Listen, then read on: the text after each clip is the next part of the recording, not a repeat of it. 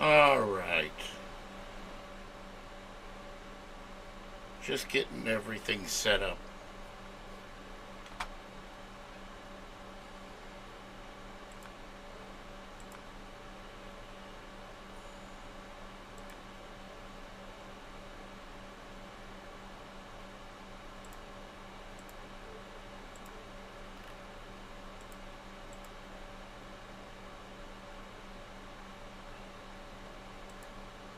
Can everybody hear me?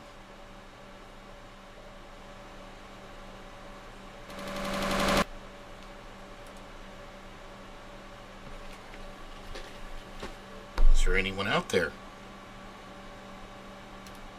Hello? Hello. There we go. It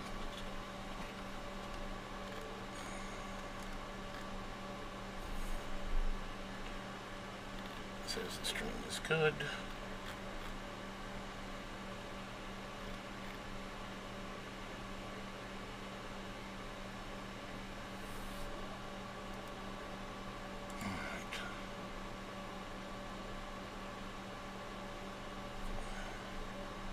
Can everybody hear me?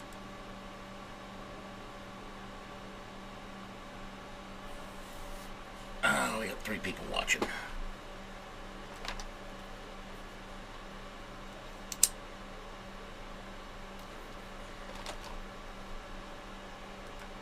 There's our double check.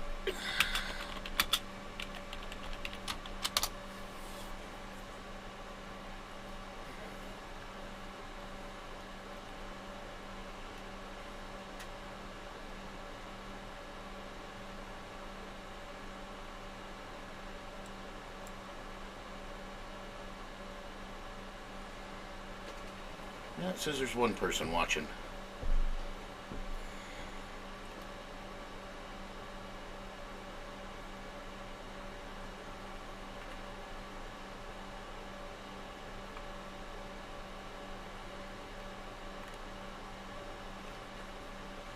Why do I not see anything? Big delay here.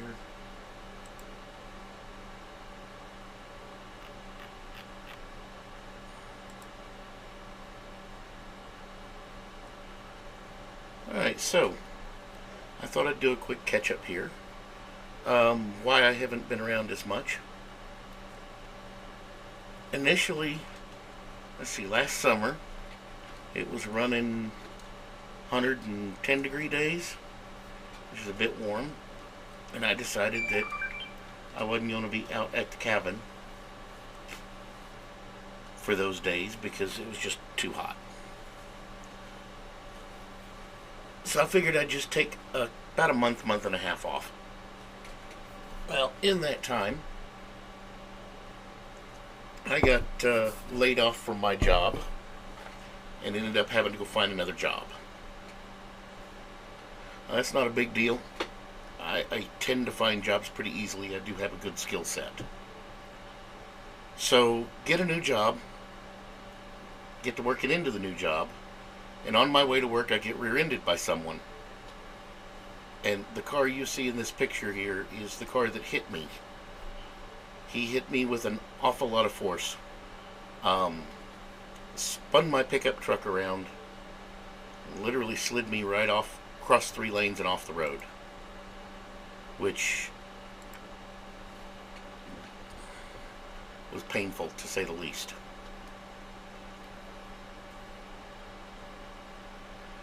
Now, my truck is actually not in that bad a condition. Let's see, I can pull up a picture here. Tell you what, let's do this a little bit different. Let's try doing it this way. Let me come get it set up real quick and I'll switch over to it.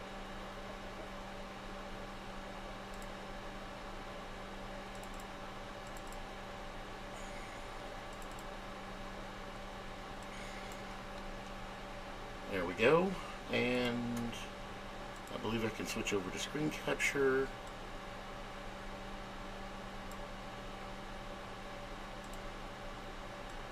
I have to resize it a little bit. Alright. sure I get the chat back up. And transition. So, he hit me in the driver's side rear. And I can take that to the next image. Go up a couple of images. Well, let's see.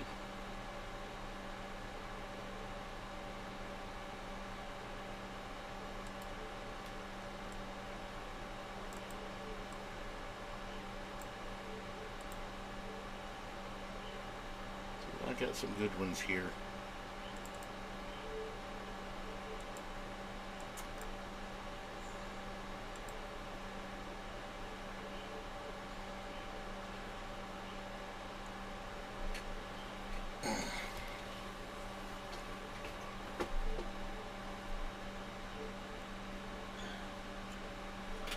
Now he pushed in my rear bumper, which you can see there, and although I'm not sure you'll be able to see it, he wrinkled the side of the pickup.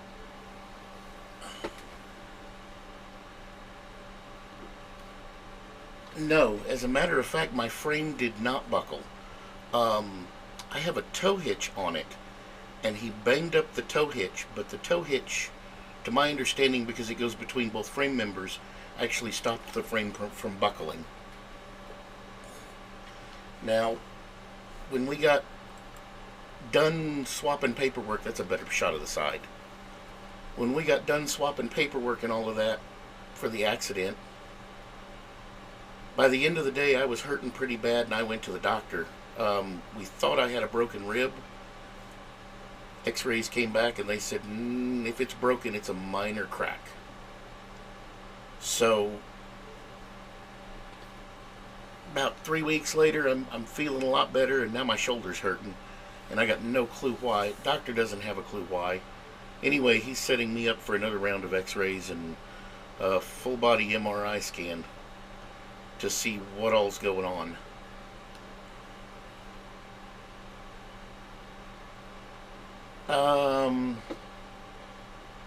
Yes, his is a complete write-off and mine's fixable. And I'm still fighting with the insurance companies to get any type of payment for it. But they will. I will get that puppy fixed. I do love my pickup. So that is the accident that I was in. And while I'm still in a lot of pain, I'm not doing a lot of videoing. My shoulder seems to get worse the longer I stand up. So if I'm standing for about 20 minutes, my shoulder will start hurting. And I'm not sure. The doctor seems to think that it's some sort of soft tissue. So, rotator cuff tear or something to that effect. All I know is it's a lot of freaking pain, and he's not giving me any pain meds. Because, you know, now with the DEA getting involved with the opioid crisis, doctors are afraid to give out any type of pain medication. Alright, so let's switch it back to this one. That car is the guy that hit me, as I said earlier. So, took a break for summer, just to recap. Ended up having to change jobs. Once I got a new job, ended up in a wreck. So that's pretty much why I haven't been online producing more videos. Hopefully once I get feeling better, I'll spend some more time out at the cabin and get some more videos up for everybody. But what I do have, and what we'll get into next, is a video that was shot before the accident. I took my daughter out thrift store shopping, and I'm going to get this set up. I edited it out today, which took me 10 times longer than it normally does. And I am loading up the video now, and we can watch it together and I will comment as we go. Let me pause it here. Pull this up. Yeah, my system crashed earlier, so I'm having to redo some of my video sizing. Be patient with me here. Let me get this sized in so that it fits the window and looks good. Everybody will get a chance to see it. Alright. There we go.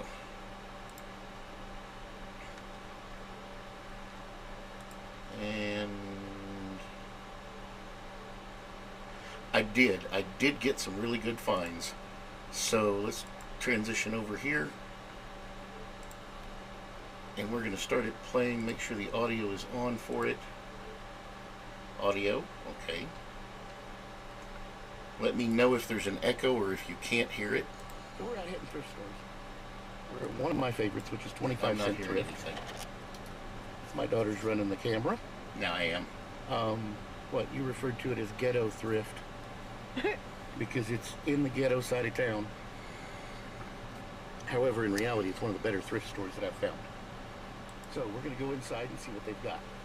So this is actually outside in a covered area before we get inside. Can everybody hear the audio?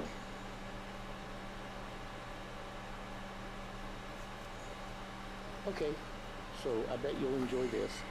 This is a player piano. From the look of it, there's some of these keys are missing. It's still got the strings sound okay. Probably could do with a tune. Some of these, that one doesn't play. However, what do you think this player piano is worth?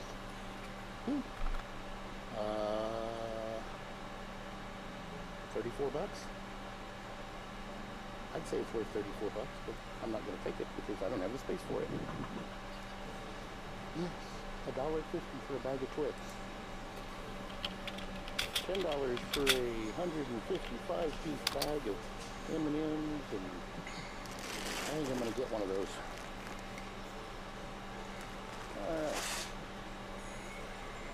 We have shoes that I know nothing about. We have electronics. I know quite a bit about. This is a $12 computer, HP Flip this around and see what it's got on the back. Oh yeah, that's pretty old.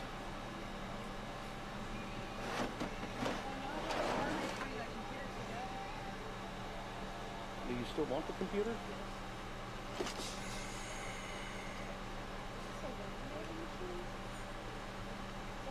Yes, sir. Okay, here we go. There's a pair of Xbox controllers. And they're not marked. Actually, there's a black Xbox controller. It's all missing the batteries and not marked.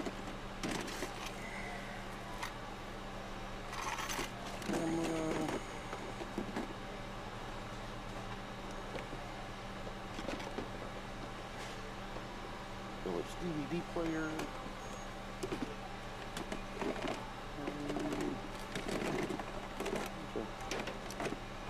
PlayStation 1 controller. Shoot up cable. I did get that wrong. That is a PlayStation 2 controller. Typewriter. Yeah, the keys stick though. That's because it's an old typewriter. DVD players. Not now, I'm saying. No. Let's see. Usually there's a game stations in here. Okay. Alright. I'm adjusting my audio here on my side. So, the reason that I had my daughter with me is she's got her an apartment. And she needed to stock the apartment with stuff for the kitchen. So, predominantly we are looking at cooking pots and utensils. I tried to get a good overview of everything that was there at the thrift store. just so that other people would see, maybe they'd see something in the video and say, oh wow, that was XYZ and it's worth a lot of money. I've bought things there that are worth a lot of money. So we'll go ahead and continue this as we get into the cooking stuff.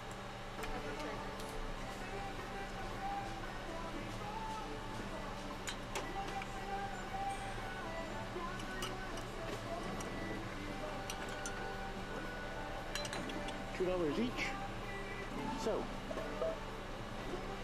we have tortilla presses,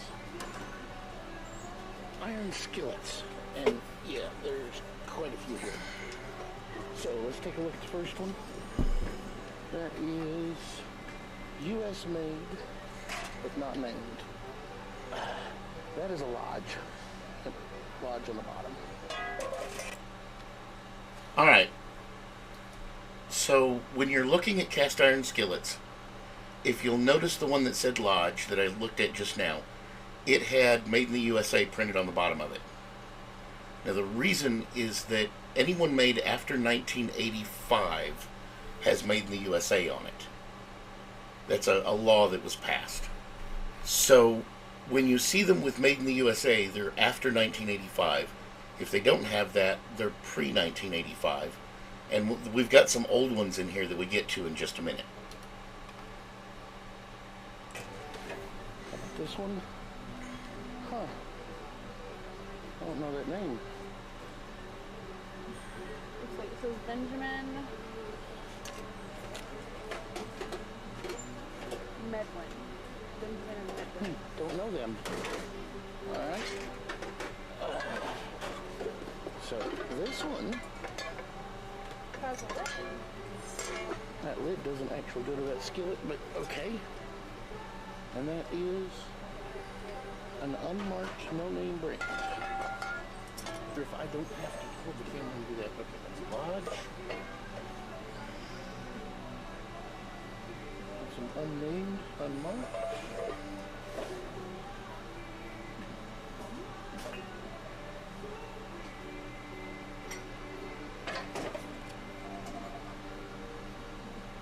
Yeah, get back.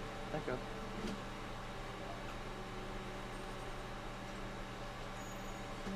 So, on that one.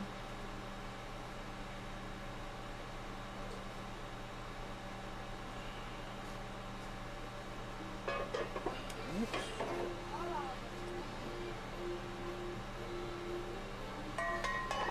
This one's a brand name. It's a Griswold, I believe. And it's old. It's marked number 9 SK. And done.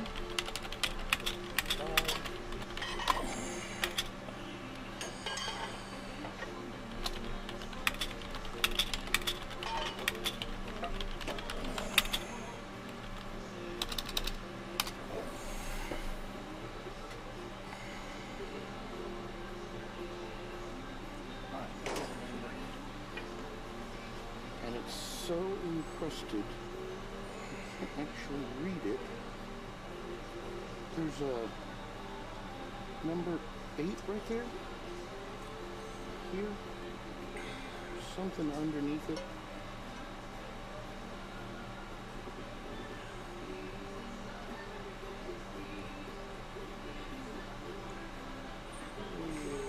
$18 for a cast iron skillet. Is it recording? Yeah.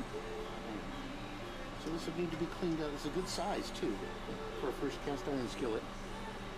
It'll need to be cleaned. It's right in the middle here, where there's not crud on it. It's smooth, which is something you want to look for in a good old cast iron skillet. Okay. So what we'll do is we'll take this home, put it in the oven, set the oven on clean. It'll burn everything off of it, and then we'll re-season it, and it'll be like new. Awesome. You don't wash cast iron skillets, by the way.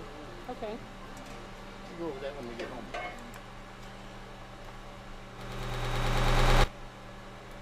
Alright, I'm going to add to this here.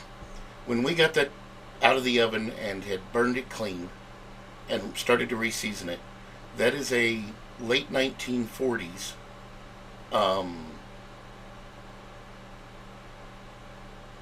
lodge. So it's beautiful condition. We got it all seasoned up, and she took it home with her. She was excited to get a good cast iron skillet. And you got to admit, for $18, that's not a bad deal. Cast iron skillets don't get washed like dishes.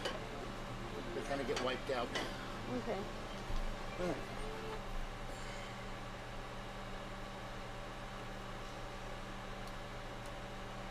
Alright, so I cut the audio out of this part because we're just talking about pots and what's really available, and most of them were scratched up Teflon crap. Did find her a good stainless steel pot with a copper bottom to it that was a reasonably good one. Now, coming up, we'll start looking at dishes. And that's when one of the ladies at the thrift store came over and told me you can't film in here. So we've been there a while. We've been handing off the camera back and forth. We were talking about it, making sure not to get pictures of anybody there. But they did come up and tell us we were not allowed to film.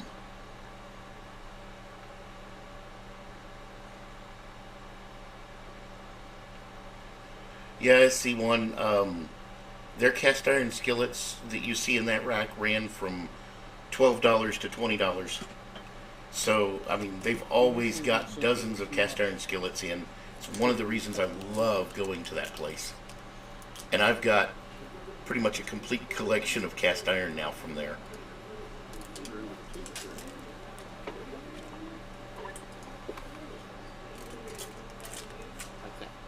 Okay.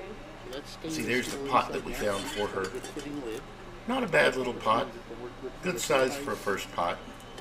And mac and cheese and stuff like that. Gotcha. Okay. And the Okay. bottom's nice as well. Could I get a strainer? Dishes. So here we get into the dishes, and they tend to package them together as a set. They're never a complete set. They're always missing a piece, or you know, it's got 4 place settings of everything except the teacup, or not the teacup, the little plate that goes under the teacups. I don't know, saucers. I'm just looking for something that might be of more value than what they have marked on it. We do find something, and that's coming up here in a second. And I'm gonna. You can't see my cursor. Those plates there, grab those. So I have her look at a few to see what they are and what they're made of. Who made them? A lot of these are just the cheapo stuff that you get at any place. All right, here we go. So this is the plates that she got. I took some pictures separate to put in here. The front of them is just, I don't know, grass, I guess you'd call it. So I'm going to skip ahead here. These are Silver Harvest plates made in Bavaria, Germany. We are actually a little bit early, about 5 minutes early. Yeah, I've found actual china pieces in there. I found some really nice stuff. So let's get back over to this next section.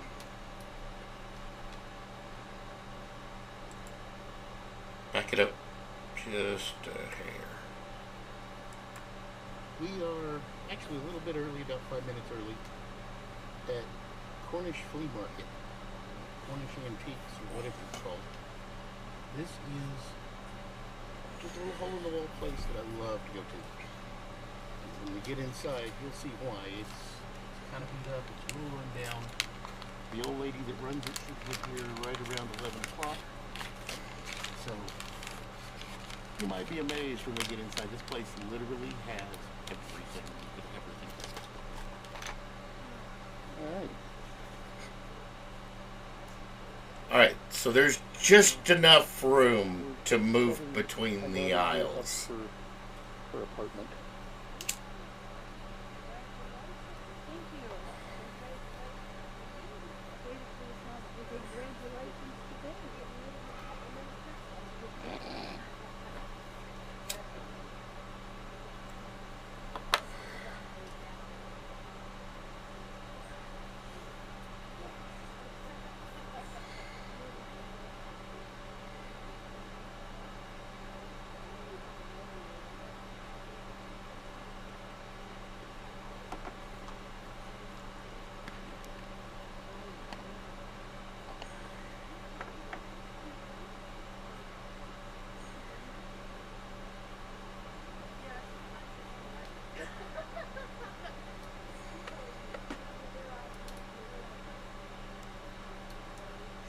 this is really me just looking at some of the other stuff that she has in there.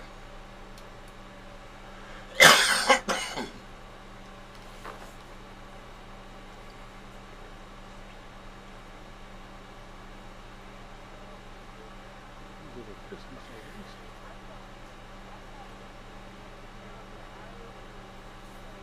Mom did. Oh yes. And then back here we have cookie jars.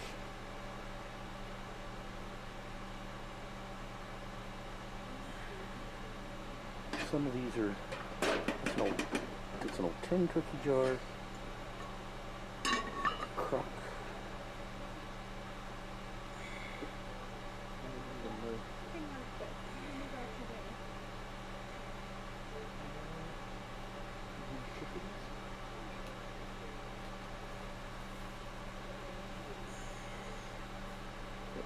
Prince Albert can.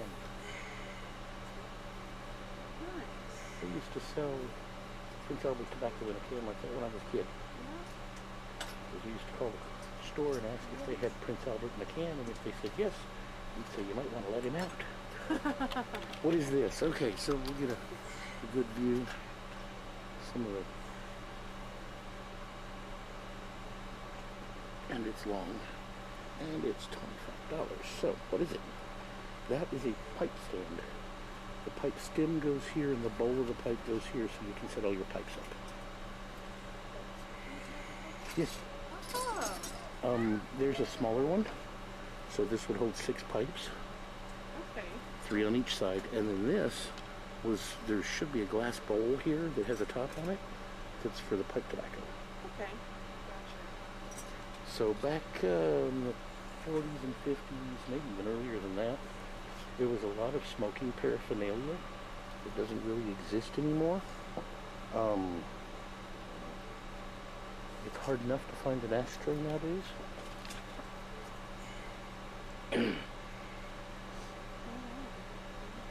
Lots of ashtrays. See, this is a tobacco container, pipe tobacco.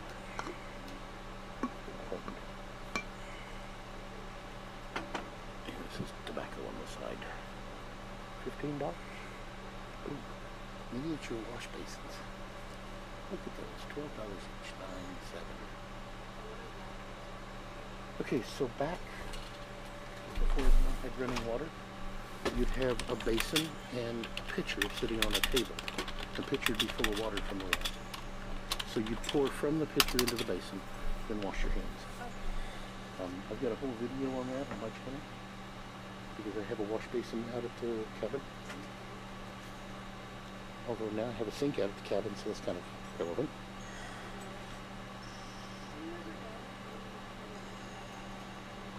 True. Oh, I'm finding all kinds of stuff. Always.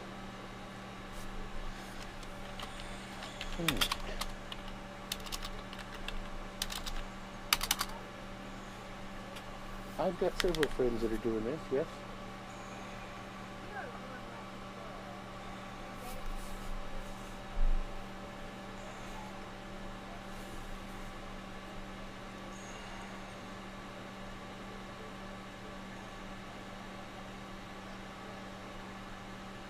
That's all right, camera's working.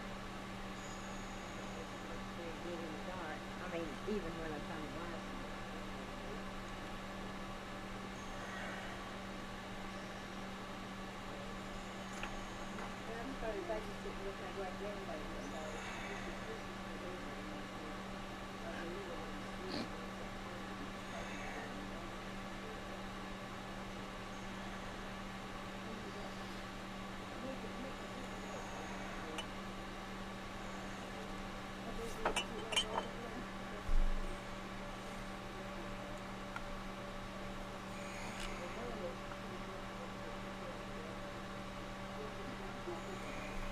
Here we go. Kind of can't fit through here.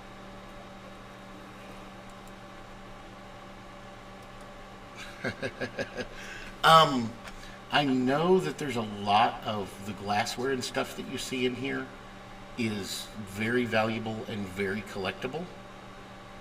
I have tried to get this lady to go on places like Etsy and eBay, and she's just like, no, she has her little store. That's all she cares about. I'm kind of wondering if I ought to set up an Etsy store and just start selling stuff she's got, because she's got a lot of stuff in this store. It's silver. I don't know. I've never seen that on the bottom of something before. 135.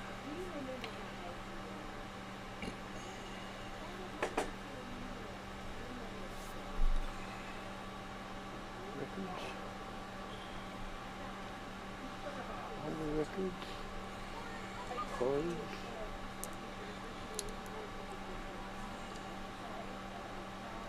More records.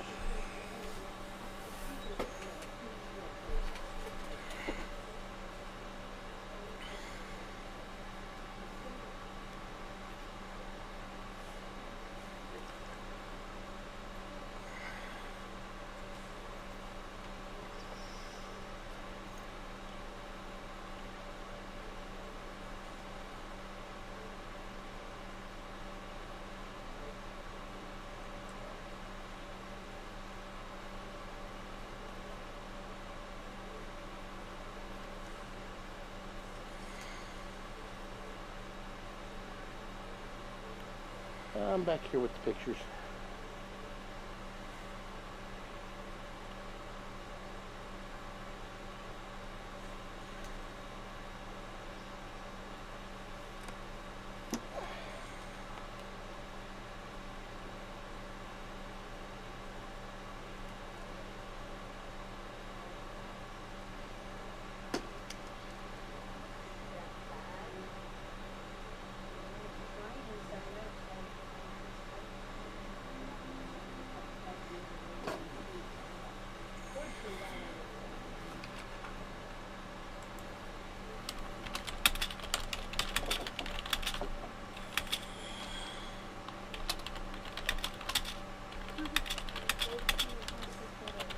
Oh yeah.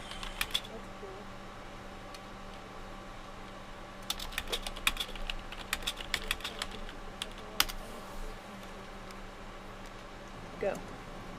So now that you've been here, what do you think? And I'm talking to you directly. Oh, I think it's great. It was overwhelming though. It was, wasn't it? Yeah. It was absolutely packed to the gills. And as I said, it's like a hoarder's place. And I don't think you believed me when I said that originally. I didn't know what to expect, but I didn't expect that. That was very interesting. Very full. I Okay. see why she moves items to the front for you as you're shopping, so. Yes. And if she knows what you're looking for, she can literally go and find it anywhere in the store. I mean, it's like she knows where every item is in that store. So when I've been in looking for, as I told you earlier, the white enamel with the red trim for the cabin, she went to the pots and pans and started pulling it out from the back. Like it was, you know, she knew exactly where it was. So it's a fun place. She talks a lot.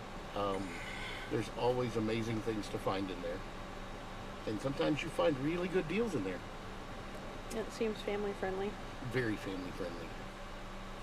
So we're out hitting thrift stores. And that's it.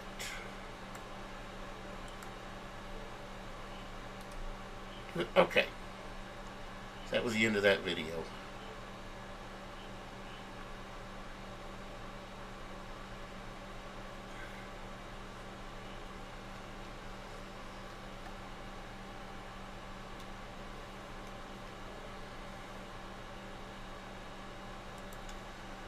So, second time grower. In all honesty, 99% of the thrift stores around here are garbage. And it's like 98% clothing and 2% other things. And the stuff always seems to be the bottom of the barrel stuff. Those two thrift stores are two of the biggest that I go hit, that have a lot of stuff in them. there's a whole bunch of little, I'm going to call them flea markets. Move my microphone up a little bit. Where they rent out booths and people sell stuff in booths. I go hit those pretty regularly as well. Now, they're a little more expensive than a thrift store or a junk shop like that one. But even there, I come across stuff that is just amazing and for a price that you'd fall over at.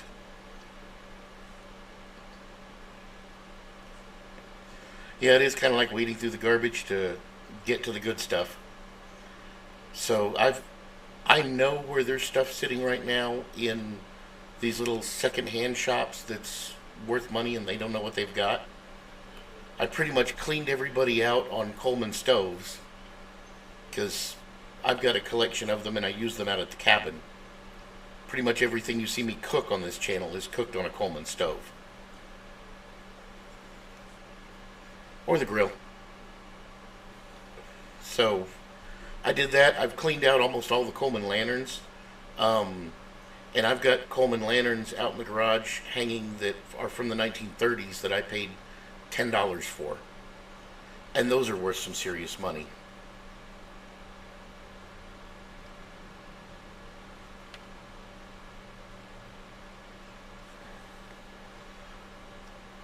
So this stream's been going about 20 minutes. Anybody have any questions? Throw that out there. Anybody see anything that they just went, oh my God? Because I know that some of that white china you saw at that lady's shop, that whole set was like $250. And I know that milk glass is what it's called, is worth a lot to collectors.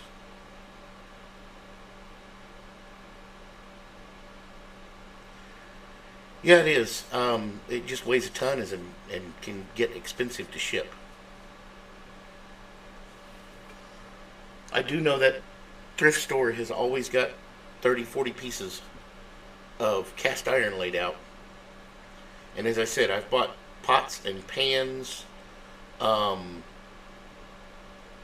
bought, let's see, cast iron pots, cast iron pans, cast iron cornbread cookers.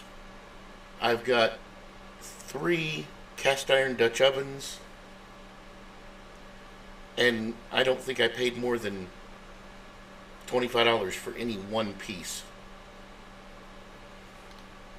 Especially that Dutch oven that I got. I do love Dutch ovens.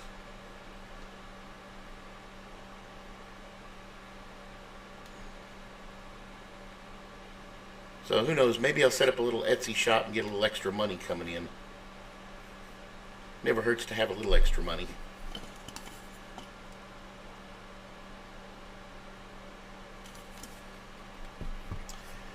And on that note, and the fact that I'm starting to hurt,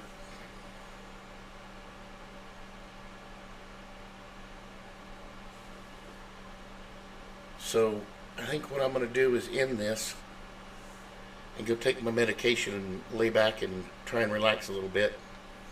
And I will catch everybody later. You guys have a wonderful day. And don't forget to thumb up the video before you leave.